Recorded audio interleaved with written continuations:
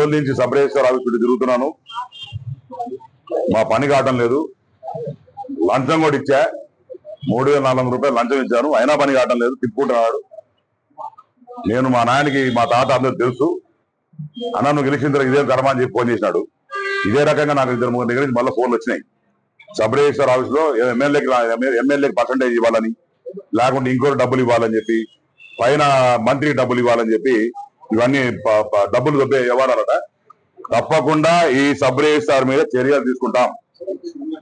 And also ఎవరైతే agents ఉన్నావో వాళ్ళు 100% సస్పెండ్ చేస్తాం. ఎవరిని కూడా స్పేర్ చేసేది లేదు.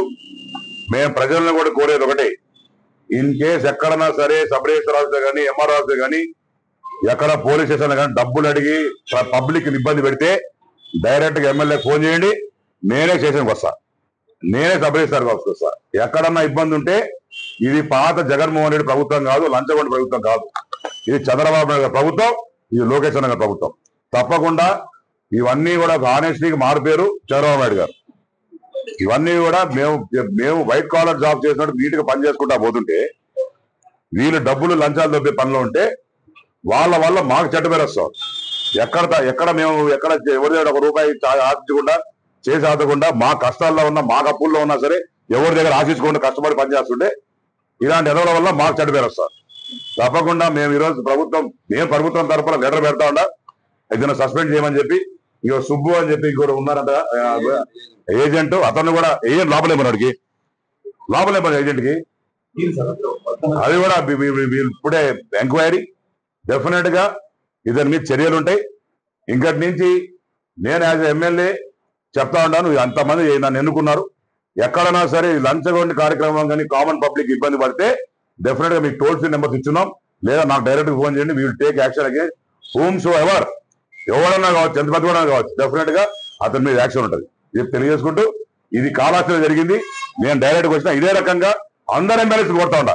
ఎక్కడైనా సరే సబ్ రిజిస్టర్లు కానీ ఎక్కడ ఇబ్బంది పడేటంటే డైరెక్ట్ గా ఎమ్మెల్యేలు పోవాలా, వాళ్ళ మీద చర్యలు తీసుకోవాలా, వాళ్ళ మీద యాక్షన్ తీసుకోవాలని చెప్పి నేను అందరినీ కోరుకుంటూ జై హింద్ జై జగన్. నాకు బ్యాంకులో పెట్టిన మార్టిగేజ్ పొలాన్ని రద్దు చేసుకున్నది 1వ తేదీ నుంచి 20 మాటలు తిప్పిస్తుంది.